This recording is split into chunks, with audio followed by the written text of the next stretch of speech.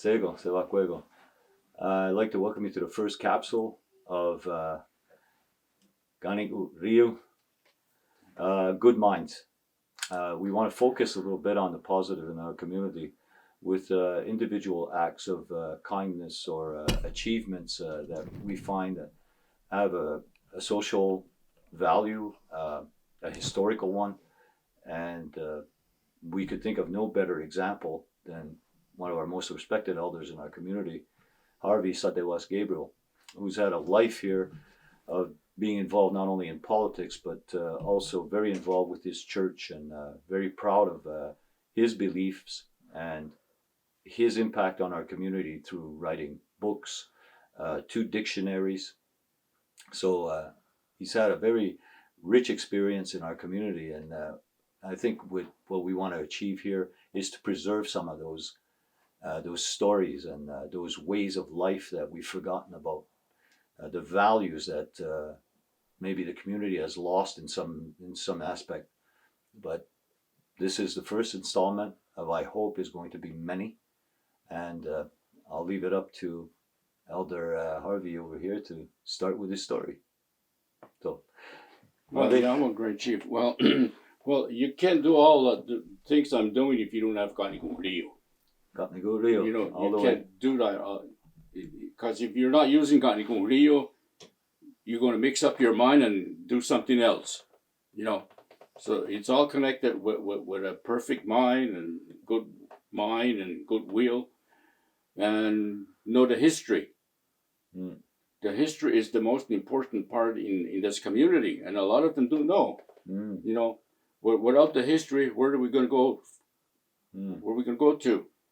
And secondly, the language is the most important thing that I'm doing. That's my highest goal.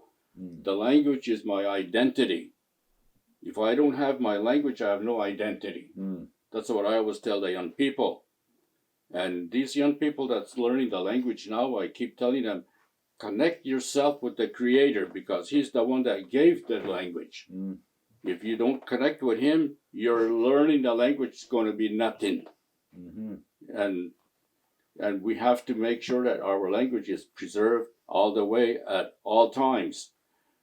The professor that I work with my translations of the Bible, he told me a story. One of the Hebrew nation didn't translate the Bible in their language. They lost it. He punished them. So language is very important to our Creator. The respect, you know. And that's what my mother always told me. When you see another Mohawk, talk to them in Mohawk, your language. Otherwise, you're going to insult the Creator, you know. So that's what I do when I see somebody else from the other community. I speak to them in my Kanien'ké language or Ukuaneha. You know, that's another thing. When I was a young boy, this community never used Kanien'ké. They always used knwe, Indian way. That was the language they used. Kanien'ké only came into this community maybe 40 or 45 years ago.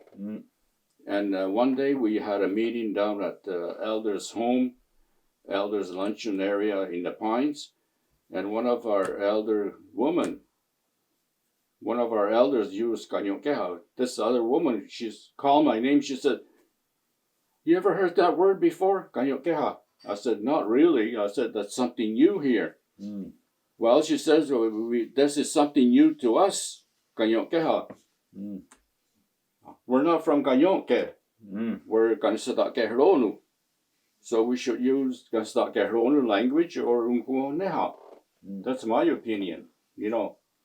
So that was her idea of Kanien'ké. It doesn't belong here. But I have no problem if anybody wants to use Kanien'ké.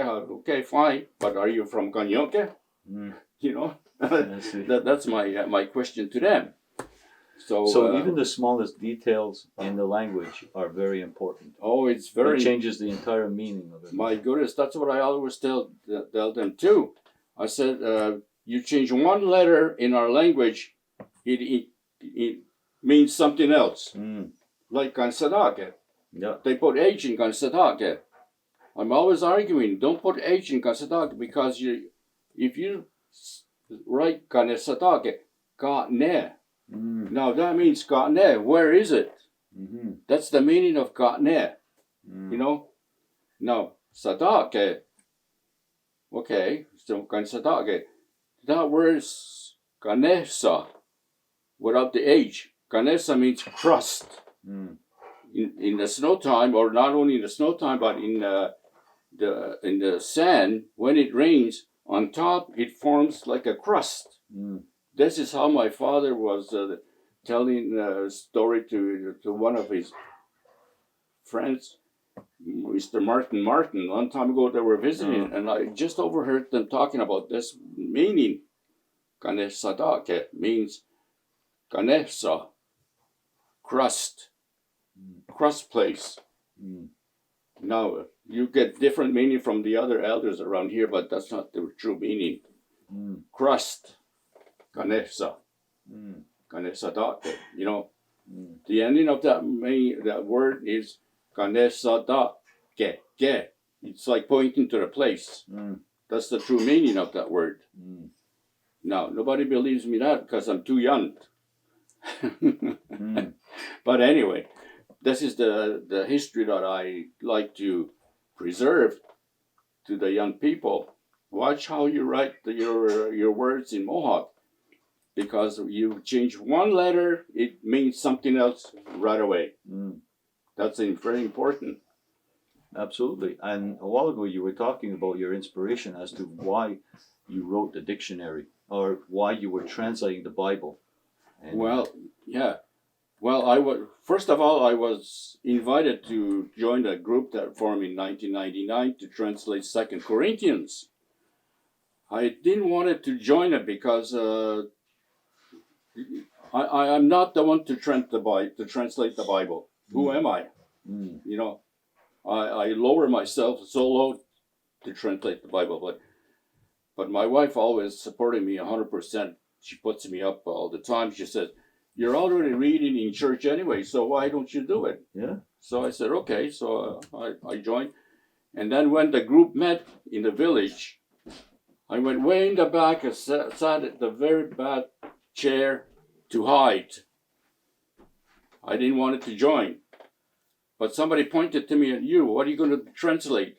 What chapters are you going to translate? I said, well, let me try chapter 4 and 5. From there, 4 and 5, from chapter 10 right up to the end of 2 Corinthians, I translated, you know. So I got used to it. So that's where it all started with my translation, from that little meeting, you know. This is where some of your dictionaries here, I see, and your book of, your book here, dictionary, the first one that you worked on, one of two. Yeah, there's the second one, second edition. Yeah. So you can see the dedication that Elder Harvey has with the language, to make sure that it's preserved, that it's passed on, and hopefully we're all going to do something, and a little bit at a time. We learn it and use it. So this is impressive work. That can't put a value on this. We can't put a price on this. One time when we went to get the Genesis copy up in Kitchener from the Canadian Bible Society, the director up there, because I show him my second edition, he says, "Harvey, you're leaving a lot behind." Means when I go, I leave a lot. I said, well, that's the general idea. Yeah. You know, I want to leave as much possible behind so that next generation, future generation can pick up my work. They might criticize me, or they might put me up with so much work that I did, you know, like I do with my great-grandfather, Onasakenrat. Yeah. I'm always talking about him because he did such a great job at the 4 Gospels.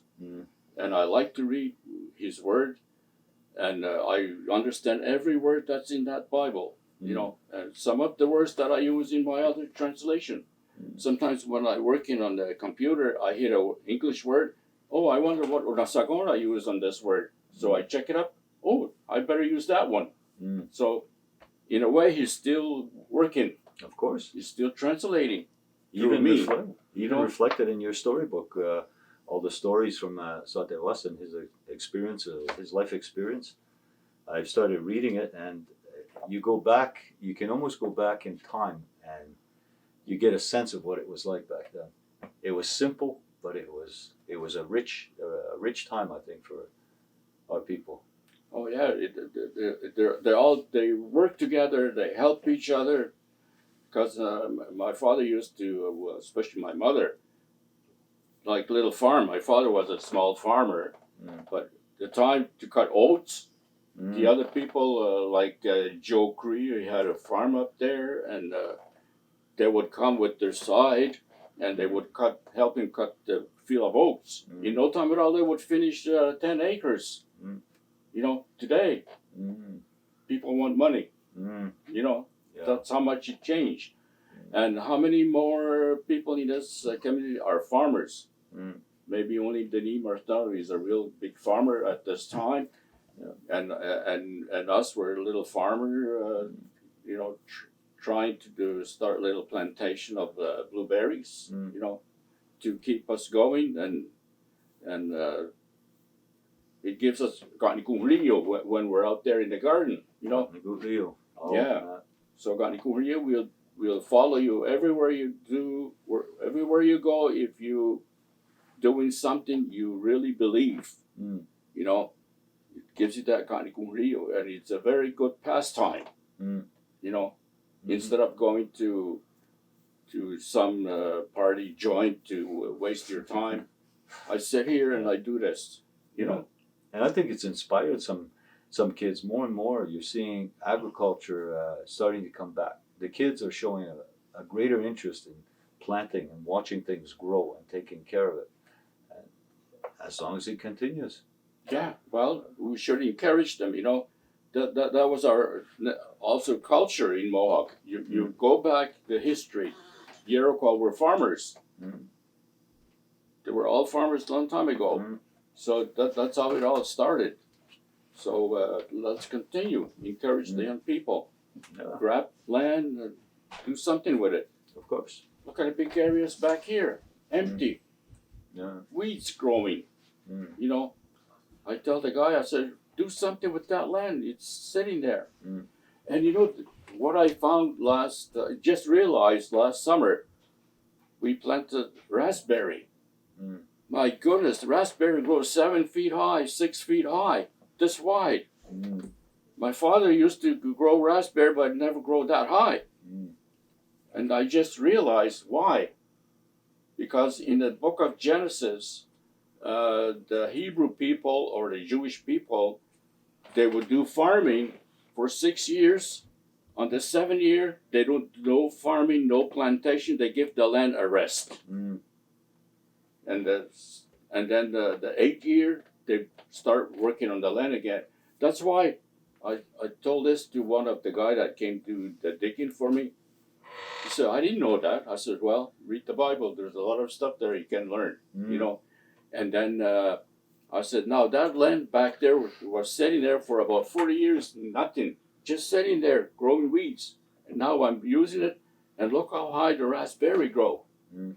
The land, the ground is strong, healthy, ready to produce. Of course. You know, so I do believe what was in that Hebrew policy. Yeah, it has common sense. Yeah.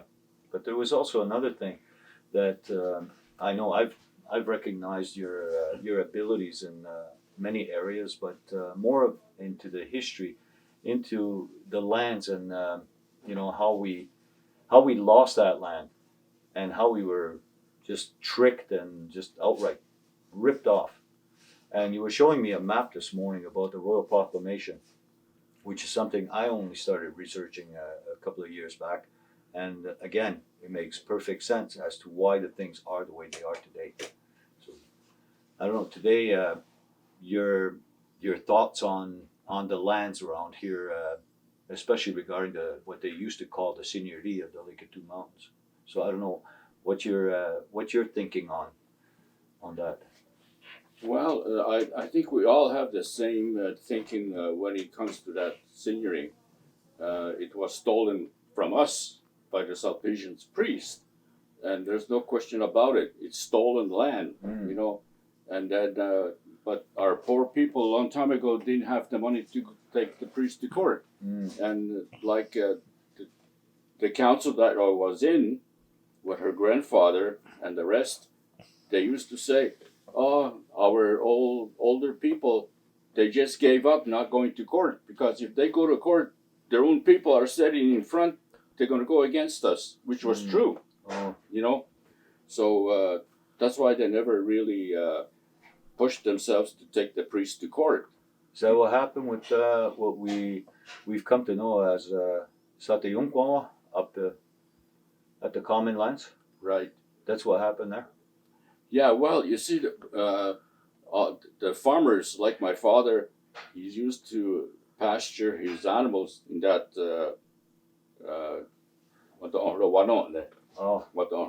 they used to call it big fence, because they used to have a fence all around, 1 mile by 1 mile by 2 miles. That was the size of that So, and he used to pasture. And some of the Bay people too, they used to bring their horse and pasture there. But then in 1936, the priest sold it to the Belgium company. And the Belgium company put out a communique to everywhere, even in the newspaper. Anyone who goes there again will be jailed. Now, my father was a poor man, didn't have the money to fight. And then he gave up, didn't use the common lands anymore. You see, a lot of the problem is our fault. Yeah. We don't use. Now, if the mentality was there like now, they would have gone there and challenged the people, the Belgian guy. You know, they would have won, like they're doing now. Yeah. That was the big difference back then. People say, "Oh, we're going to jail and we're going to lose. No matter how much proof we can come up with the land, we're going to lose anyway." That was the mentality, which was true. You know, this is where we tie in the language with our lands. You know, I see a map of this, what's called the Seigneurie at the band office, and next to the map there are several names of certain areas within the Seigneurie, all within the old Mohawk way of looking at it. And you tie, even the lands are tied to the language and how we saw certain areas. So it's a big part of our history as well as our future, right? Yeah. Well, you see, way back, I guess the priest created 12 seigneuries. The 11th was Kanesatake, and that was not touched according to the history. According to the 1841 London judgment, whatever, Kanesatake area was not touched. That was the 11th. The rest was all confiscated by the British. But Kanesatake, the British didn't touch, and that's that one, protecting us. That's why I said that's a very strong document if we use it. Yeah. You know. Sure. Yeah, you see this one? In this corner it says Royal Proclamation, 1763. That is a very powerful piece of document if we force it. Because my father forced it a few times, like the picnic grounds. I recorded that in my book, how he cut those little saplings of pines, and my mother diverting the hydropower over here. And another one that when my brother-in-law, Joseph Richard, had a stallion and was very noisy, and his neighbor wanted to fix him, they called the police. And my sister came to see my parents.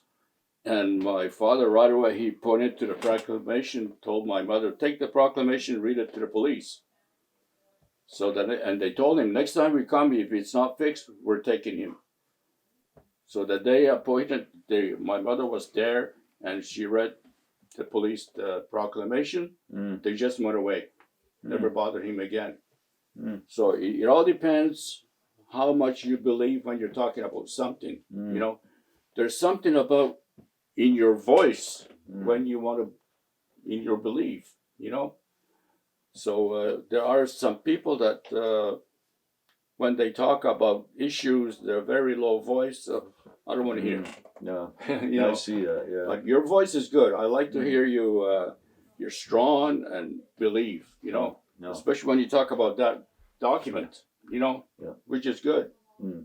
So, but this is where again the language and everything is.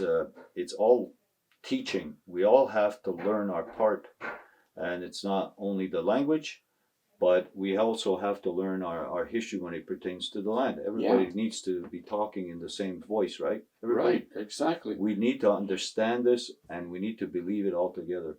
So you see, in 1991, after the crisis, the department put a special table for negotiation. The Grand Chief at the time, Jerry Pelche, appointed me to be the chief negotiator for this community, which I did.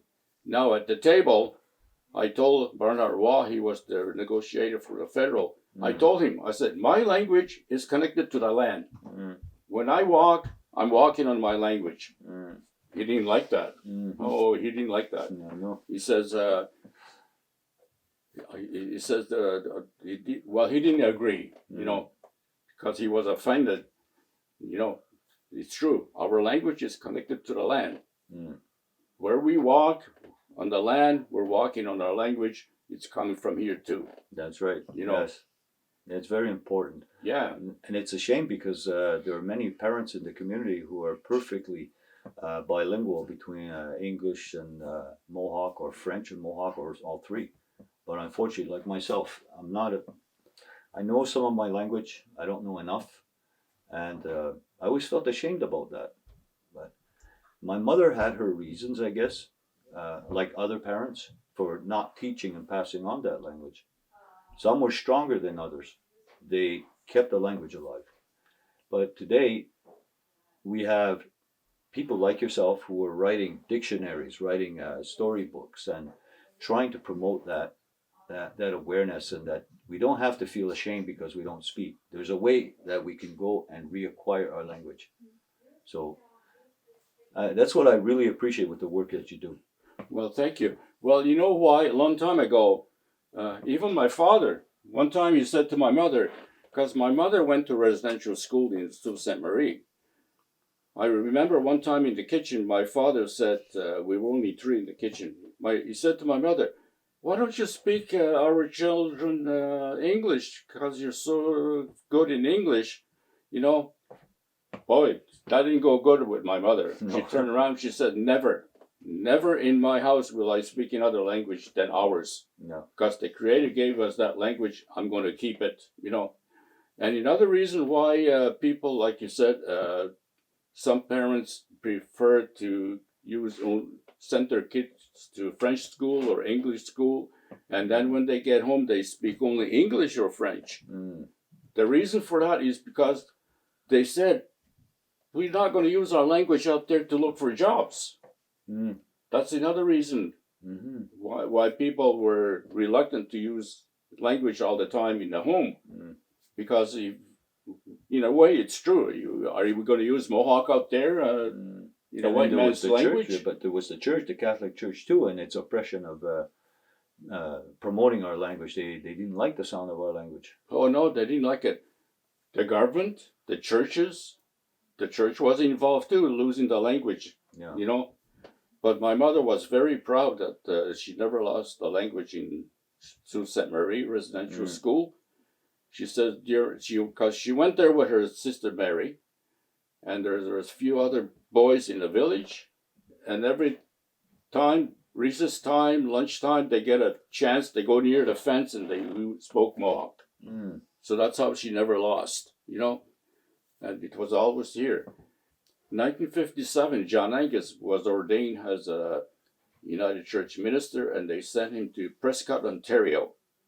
And one summer, at vacation time, because all the minister would take a vacation the month of July, he came to visit my mother. And my mother, I remember asking him, she says, John, I'm so proud you still speak good Mohawk, although you have a good education. he turned around, he says, well, Auntie, he says, you know why? When I'm alone, I always think Mohawk. I always say the words in Mohawk. So that should be I'm always telling the story to young people that are learning the language. I said, start with few words, but keep repeating it. And then all of a sudden you're going to add another word to it. Keep thinking. That's where I remember John Angus saying that, you know, when he's alone, always thinking Mohawk, you know. And I do the same thing when I'm alone. I'm 80 years old, but I'm always thinking Mohawk, you know. And just recently turned 80. So happy birthday, in case anybody wants to. Well, thank you. Well, I just turned 80 last Tuesday or last Wednesday.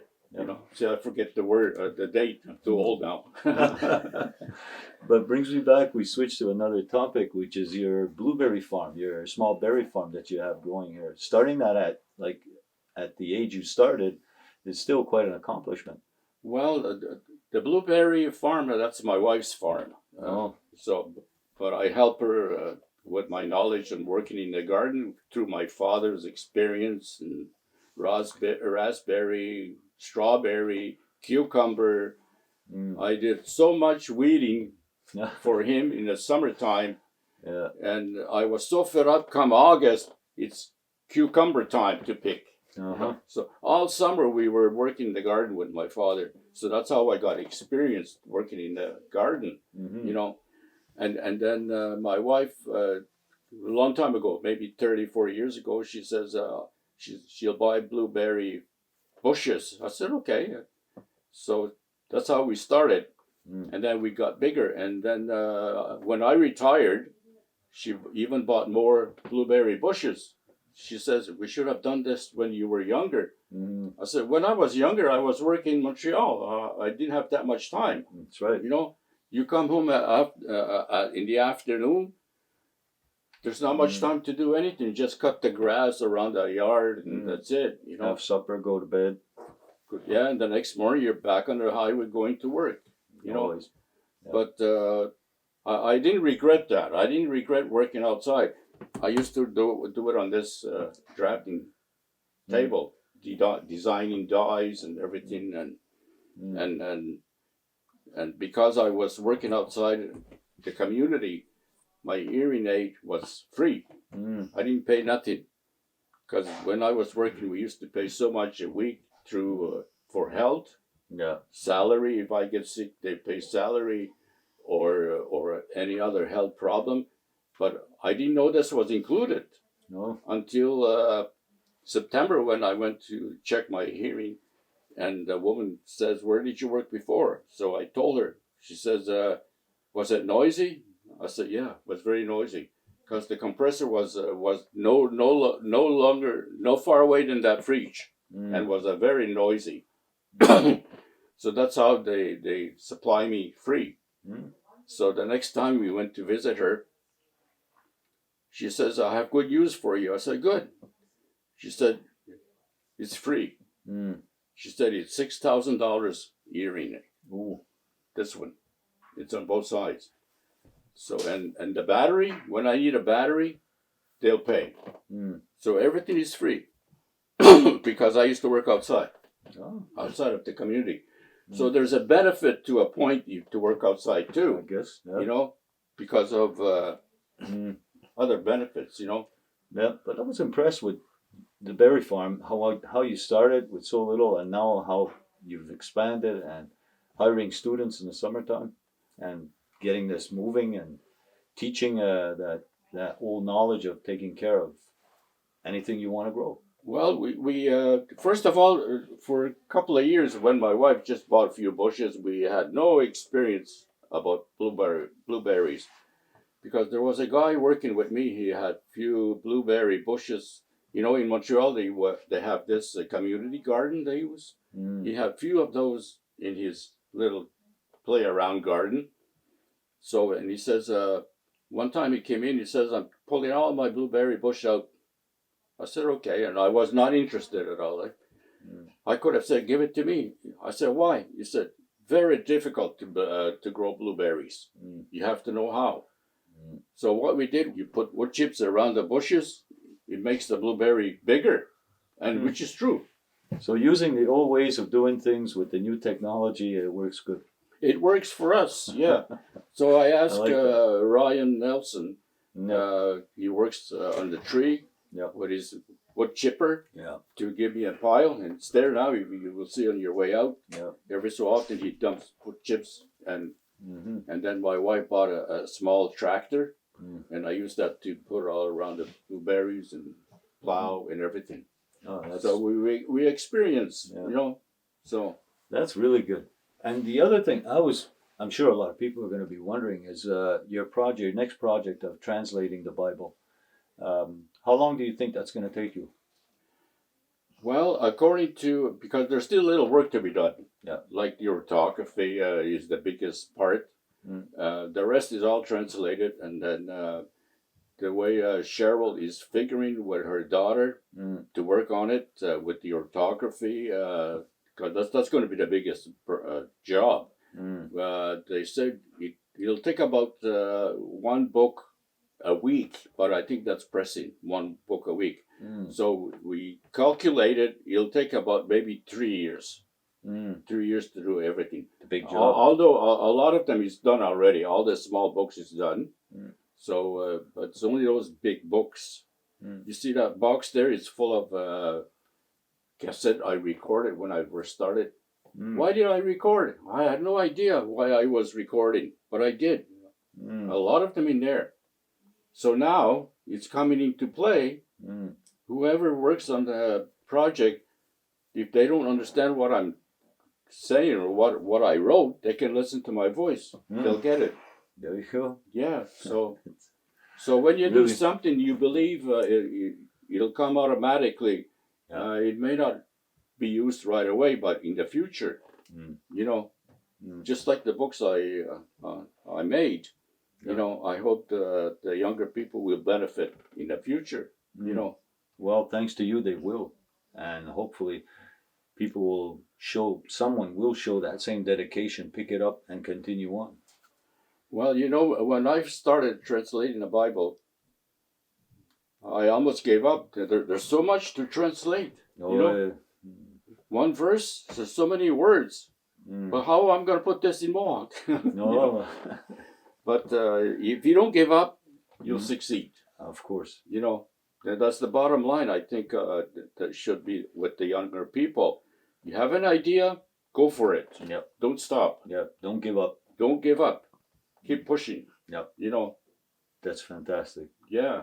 So like you're the Grand Chief. I hope you don't give up and it's a daily struggle, like you know. I know. It's every day you get up and you got to keep fighting and keep moving. I know. Even if it's just a little bit of movement ahead, it's worth it. Oh, sure. That's for sure. Yeah. So, I guess, well, for today, no, go Harvey. I appreciate this very much. The community, on behalf of the community too, your words are going to live on forever. Well, that's the general idea. Yeah.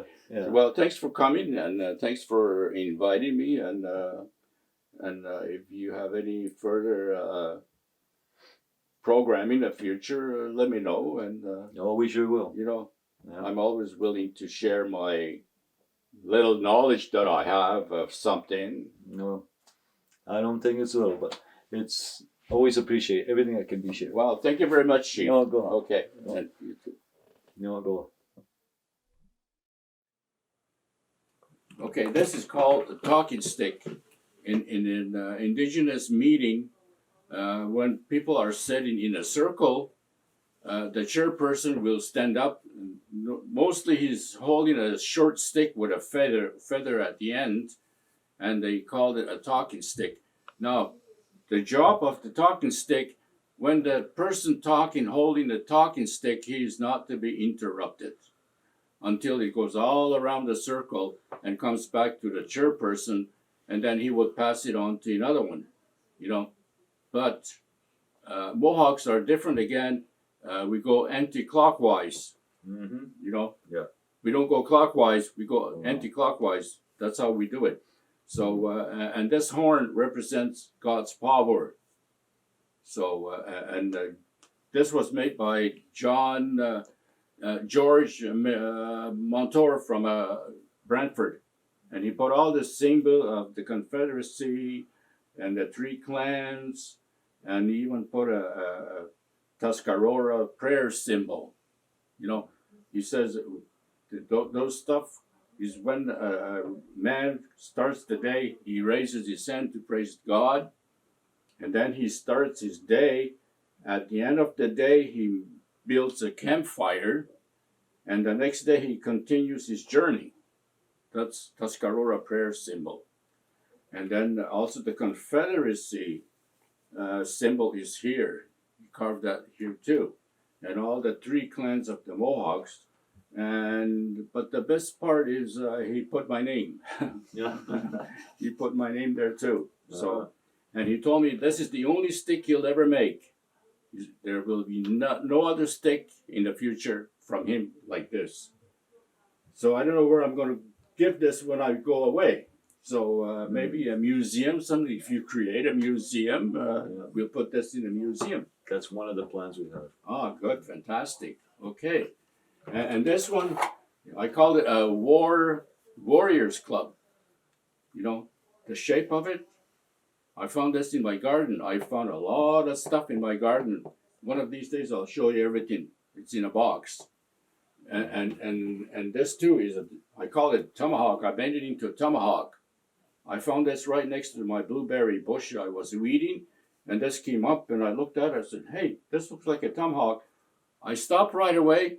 I went to see Hilda and Minnie working in the office, and the minute I walked in, I said, "What does this look like?" The two of them, same time, they said tomahawk. I said, "That's what I want to hear." So I made it into a tomahawk. The handle is not that good, but it's my creation. You know. That's a pretty good attempt. I like it. Nice.